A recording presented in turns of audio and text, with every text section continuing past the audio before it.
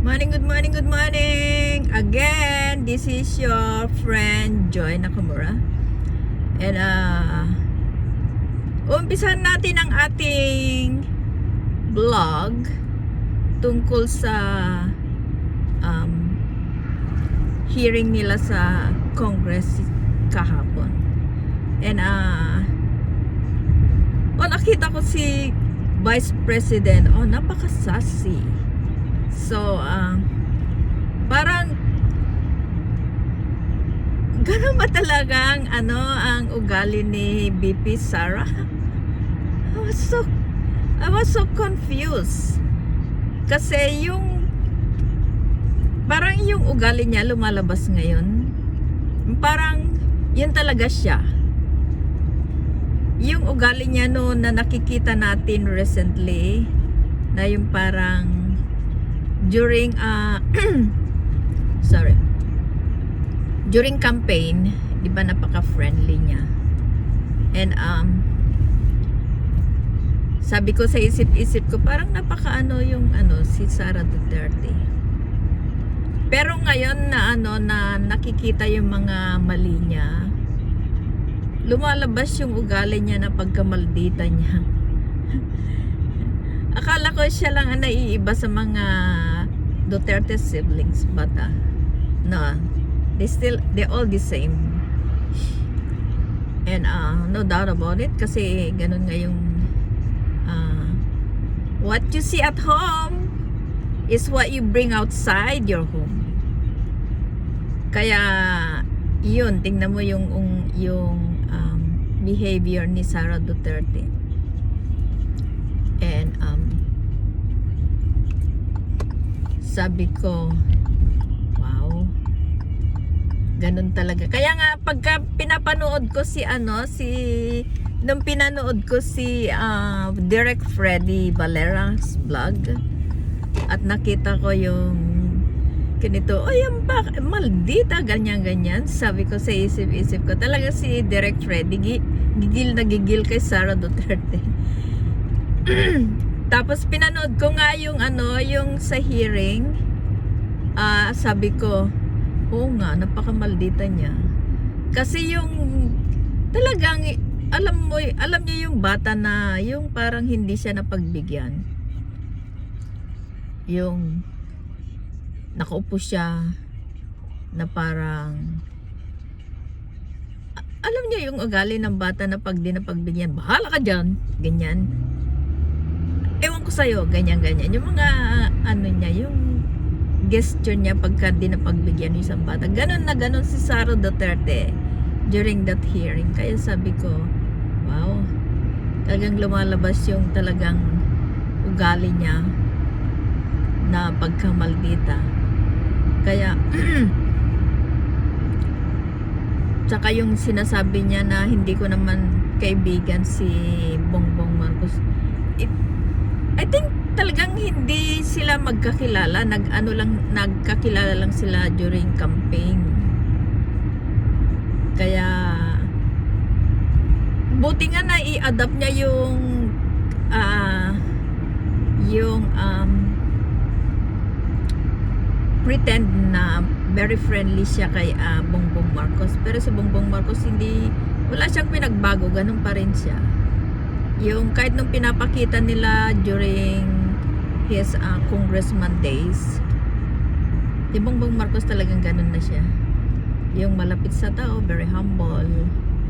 Hindi yung kung kailan ka naging the most powerful person in the Philippines, parang lumaki na rin yung ulo mo. Pakiramdam ko hindi ganun si Bongbong Marcos. That's what I feel. And kaya nung pinapanood ko yung video during the hearing, na nagkainitin pa nga yung mga congressman dahil sa kanya. And hindi ko rin in-expect na ganun si Congressman Marcoleta. Kasi ina-idolize ko siya noon. But then ngayon na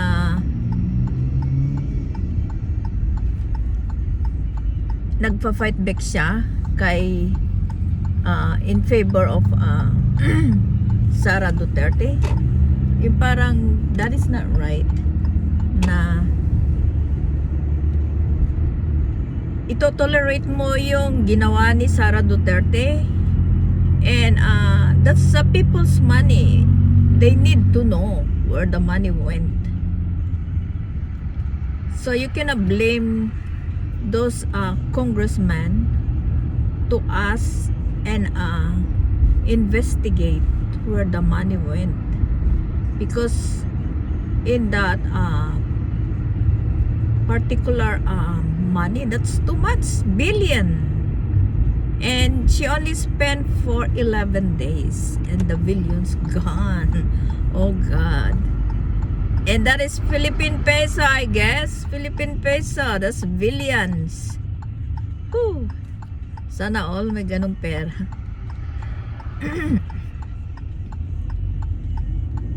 Eh kung ganun ba naman na yung paggagasta mo, ay nako, talagang maghihirap ang Pilipino. Kaya nga nung panahon daw ni Duterte, ang dami daw naiwan na utang sa Pilipinas kasi nga lahat ng illegal pinapasok nila, kagaya ng formalin, yung mga gamit sa during COVID-19. So nung umalis si Duterte, ang dami daw utang na naiwan, nababayaran ni Bongbong Marcos. Kaya saan ka pa ngayon si Sara Duterte? Siyempre ganun din ang paggasta niya kasi nasanay sila. Tingnan mo yung si Paulo Duterte, si Baste, lahat ng pera na naibibigay sa kanila talagang parang bula na nawawala. Hindi mo alam kung saan pumunta yung mga pera na yun. So ganun din si Sara Duterte. So even I'm not a Filipino citizen now, I still want to know where the money went for that 11 days period, and that billion money that comes from the people's taxes. I wonder where the money went. So you cannot blame them to us and investigate where the money went. But Sara Duterte don't like the Congress to find out where the money went, and more, she cannot provide any proof or any paperwork to show them where the money went. So yun ang kine-question ng Congress ngayon. Ang gusto naman ni Sara Duterte, parang it's out of your business, parang ganun yung pagkaano niya. It's out of your business where the money went, parang ganun.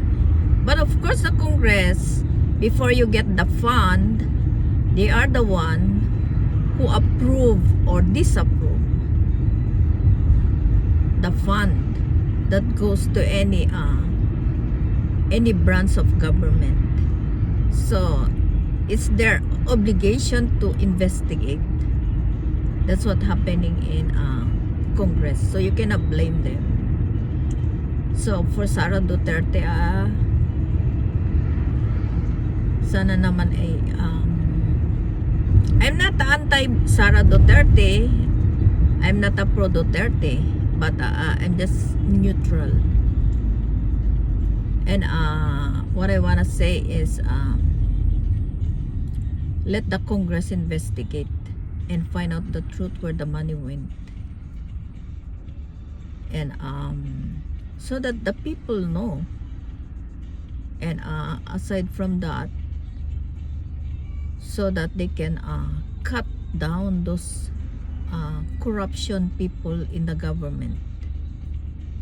And imagine, Sara Duterte is only 2 years plus in the power, and he comes the fund that she cannot even provide any evidence or any proof for the money went. So let's find out, guys, where the money went. And baka naman, sana naman mabigyan naman tayo ng konting